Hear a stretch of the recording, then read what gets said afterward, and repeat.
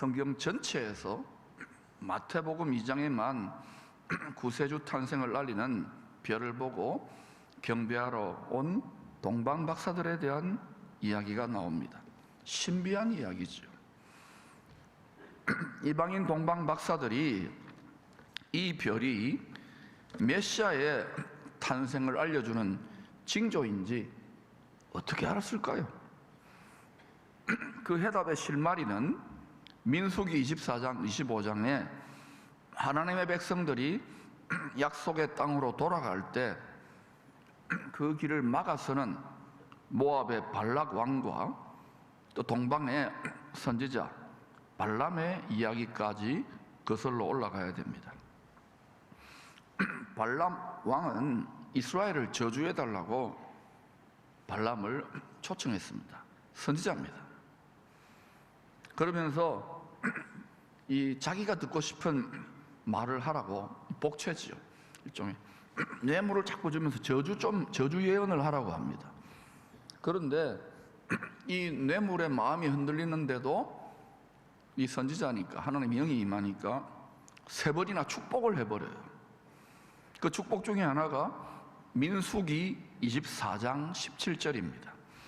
이런 축복 예언이 나옵니다. 같이 읽어보시죠. 시작. 한 별이 야곱에게서 나오며 한 규가 이스라엘에게서 일어나서, 이 규라는 것은 왕이 다스릴 때 이 지휘봉 있잖아요. 이 어떤 그런 홀이라 그러잖아요. 이 통치권자의 지팡이에요. 구약에 별이라고 하는 단어가 총 37번 등장합니다. 그런데 민수기에 이 별을 제외하고는 모두 다 복수형입니다. stars, S가 붙습니다. 복수형이에요. 즉 민수기 24장 17절에 이 별은 왕의 별이라는 거예요.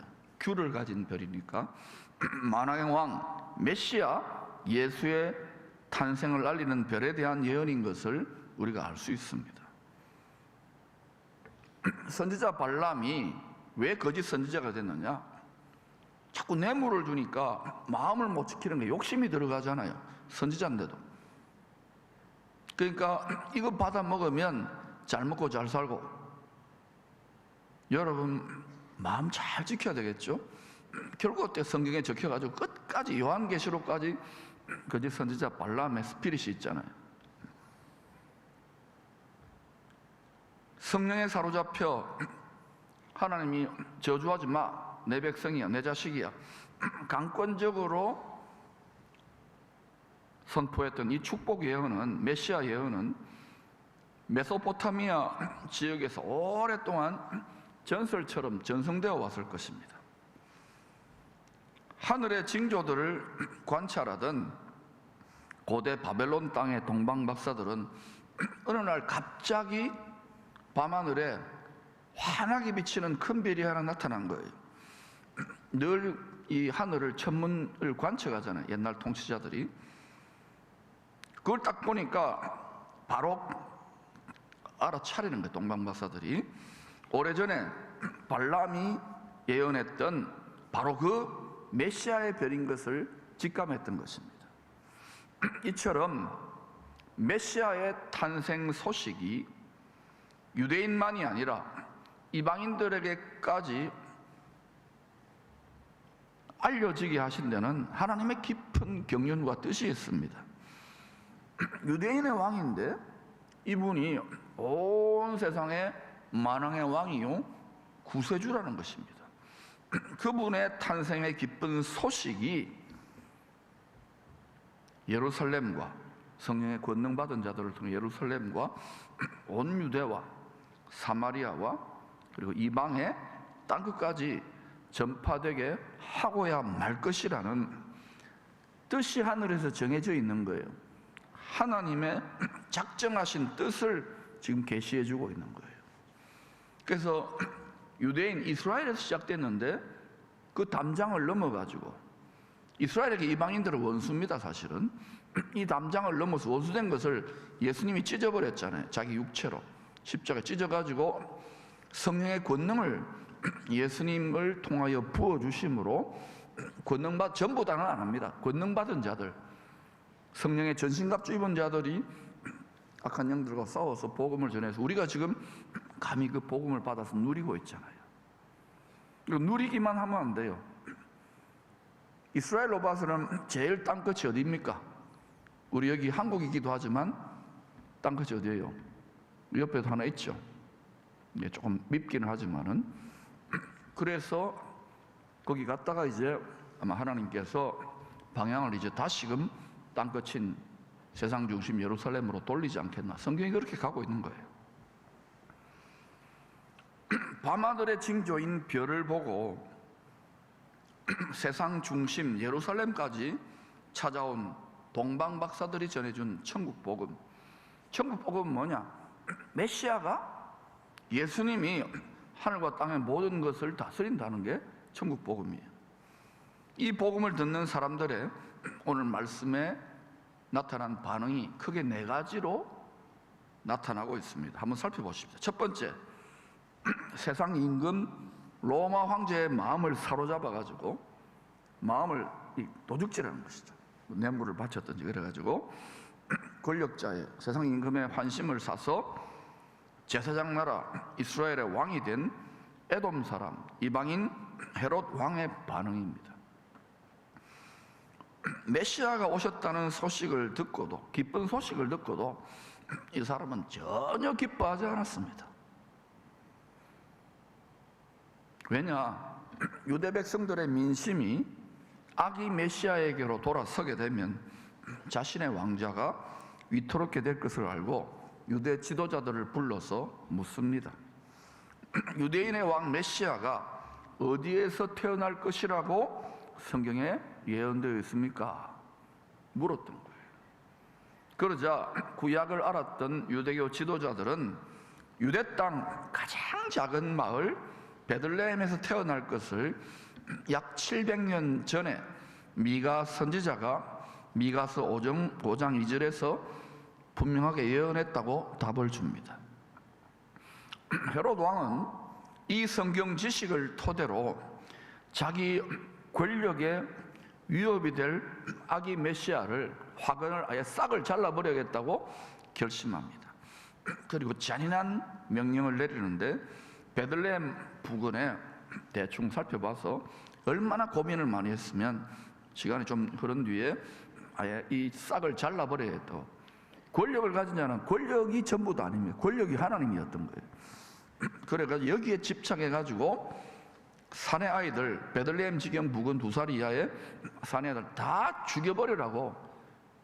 그래서 막 칼로 찔러 죽이는 거예요. 두 번째로 예루살렘 성전에서 제사를 주관하던 종교 지도자들입니다.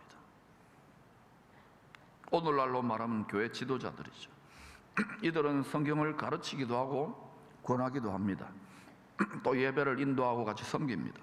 나름 봉사도 했던 지도자들이었습니다.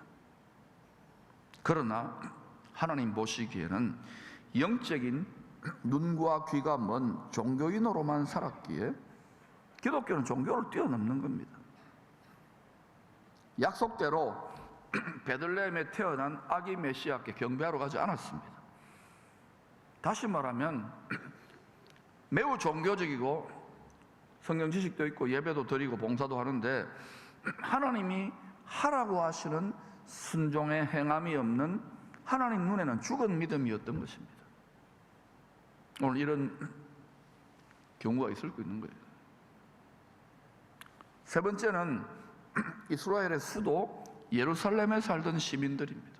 복음을 들었음에도 로마 황제의 압제를 끝내고 초강대국 이스라엘을 재건하기 위해 메시아가 태어나셨구나, 이런 기대감으로 잠깐 들뜨고 소동했던 것 같아요. 그런데 뭐 메시아가 태어나도 뭐 다른 게 하나도 없어. 기쁨도 잠시고 뭐 로마 권력층이나 또 헤롯, 보기 싫은 헤롯 에돔 사람 대왕도 좀 몰아내고 살기 좋고 등 따시고 배부러운 이 세상에 메시아를 기대했는데 암울하고 답답한 현실은 그대로인 거예요. 그러니까 어때요? 다시금 힘들고 어려운 현실에 그냥 그 마음이 짓눌려 버리는 거예요. 마음을 지키지 못했던 거예요. 제자가 아니었습니다. 그저 이 세상에 잘 먹고 잘 살게 해주는 지저 슈퍼스타 팬일 뿐인 거예요. 팬. 여러분 막 열광하고 막 이렇게 흥분하고 좋지만은 주님이 우리에게 주신 명령은 팬이 아니라 제자입니다. 제자. 왕들과 제사장들입니다. 왕들은 누굽니까? 자기 마음을 지키는 사람이에요. 제사장들은 역시 자기 마음이 성전이니까 레위 언약을 잘 지킬 수 있기를 축원합니다. 우리 마음을 성전으로 지킬 때 거기에 왕의 보좌가 있잖아요. 그리고 제사장이 일을 하기 시작해요. 그게 왕들과 제사장들 어렵지 않아요. 그러나 이 에덴 동산 최초의 성전에 옛 뱀이 침투한 것처럼 악한 영입니다.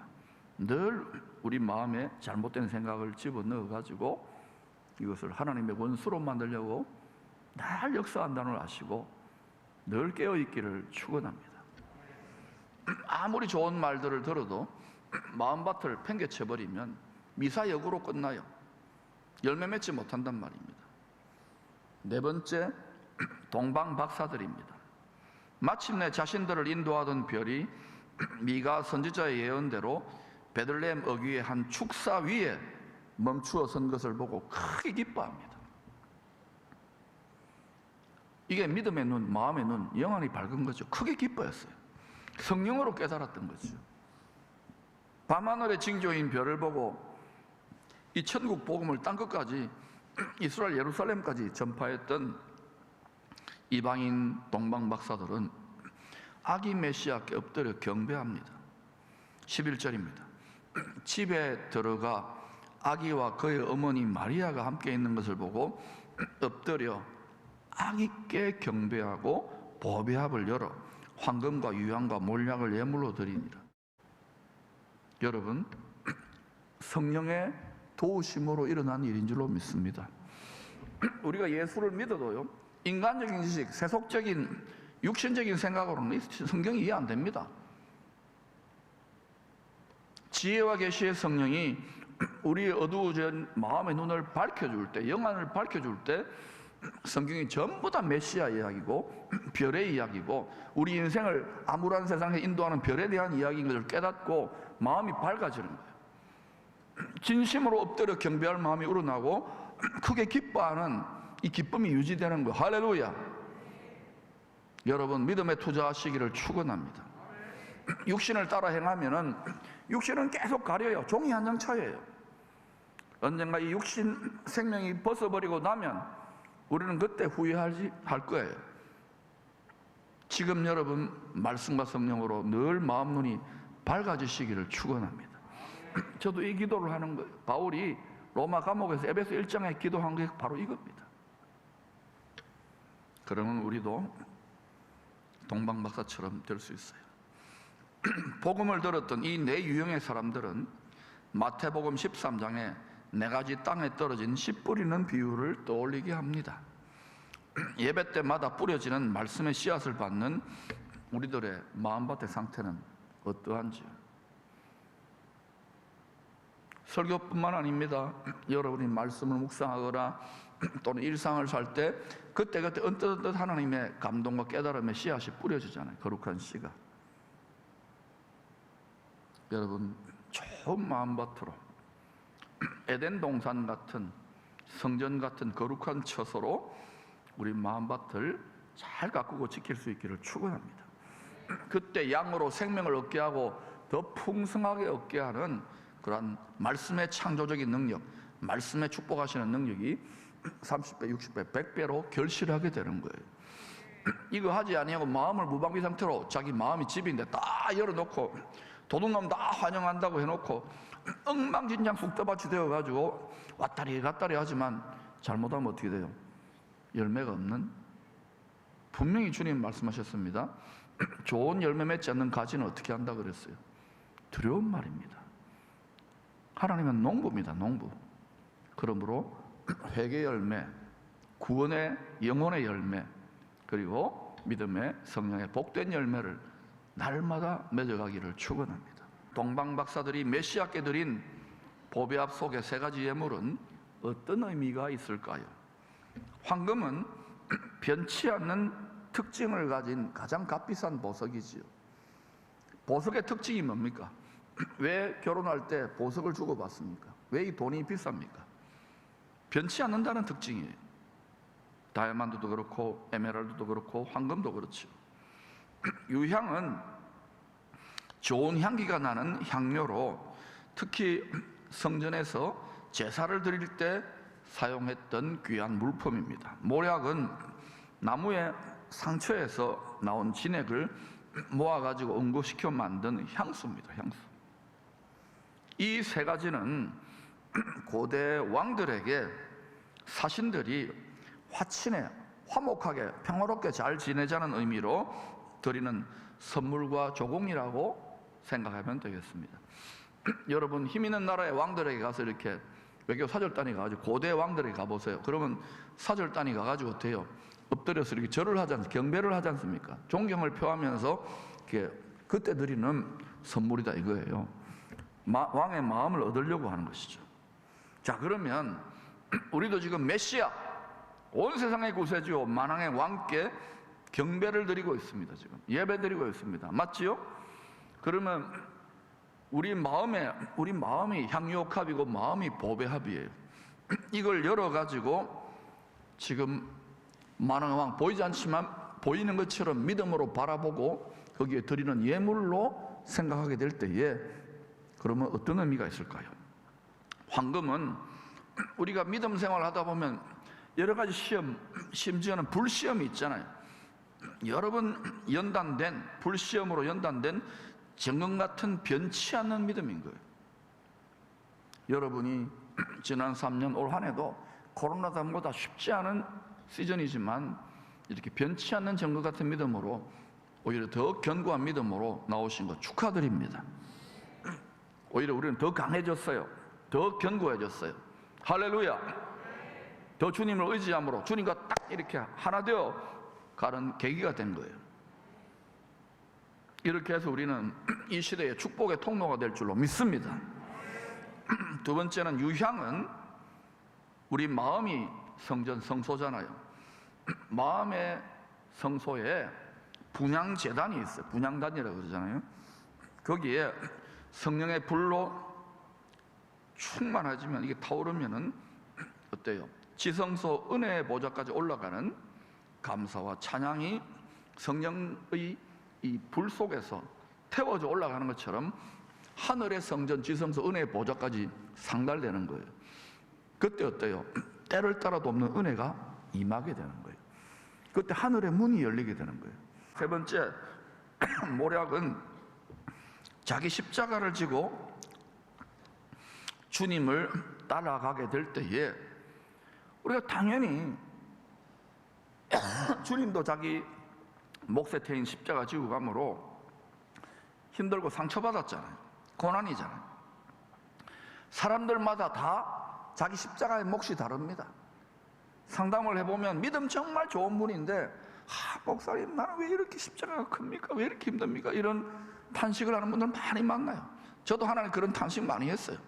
뭐 제가 여러분한테 상담할 수도 없고 그런 상담을 하나님께 많이 했습니다. 그런데 그 상처와 고난을까지도요, 모략이랑 뭐냐, 나무에 상처가 난 진액이 나는데 그거를 이렇게 모아가지고 향을 만든다 그러잖아요.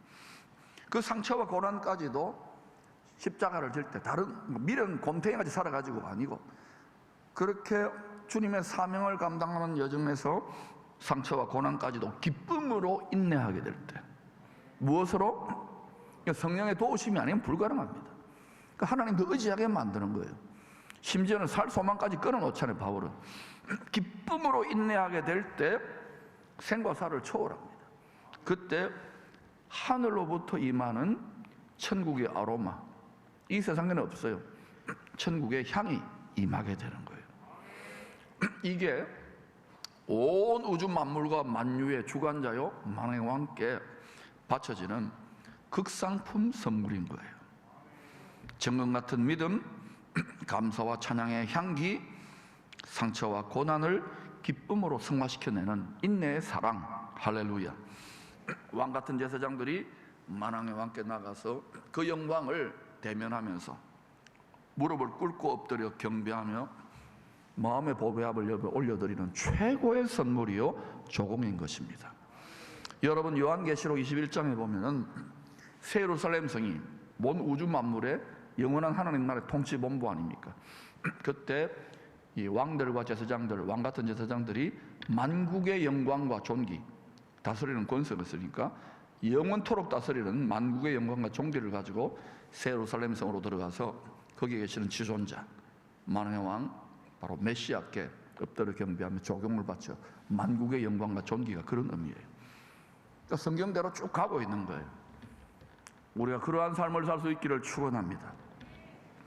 미가서 5장과 이사야 7장의 예언대로 메시아가 온 세상의 죄를 대속하기 위하여 희생양이 되시기 위하여 처녀의 몸에서 동정 여자의 몸, 여자의 후손으로, 남자의 후손이 아닙니다. 여자의 후손으로 처녀의 몸에서 베들레헴 축사의 초태생, 처음 익은 열매 장자로 태어납니다.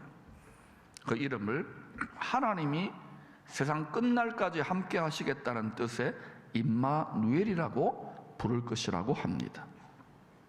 그런데 이사야 9장은요 이 한 아기, 이 한 아들에 대해서 하늘과 땅의 모든 권력을 그 어깨에 메었고 죽으시고 부활한 다음에 하늘과 땅의 모든 권세, 모든 권력을 아버지께서 나에게 위임했다 그러잖아요. 이 사실을 믿는 것이 천국 복음이에요. 지금 뭐 세상의 패권자들이 마음대로 하고 세상 임금이 막 발소리 이러지만 네 마음대로 해보라는 거예요. 이 사실을 굳게 붙들 때 우리는 메시아가 왕노릇하는 나라에서 주와 함께 왕노릇하게 될 줄로 믿습니다. 이걸 붙들어야 돼요. 이게 육신의 생각과 육신의 논리는 도저히 이해가 안 됩니다.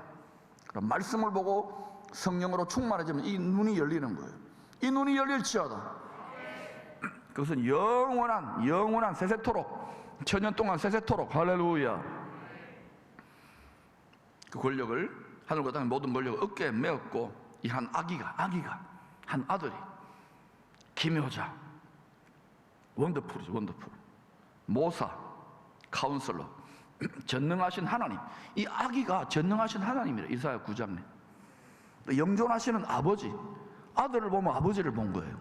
영존하시는 아버지, 평강의 왕이신 것을 예언했습니다.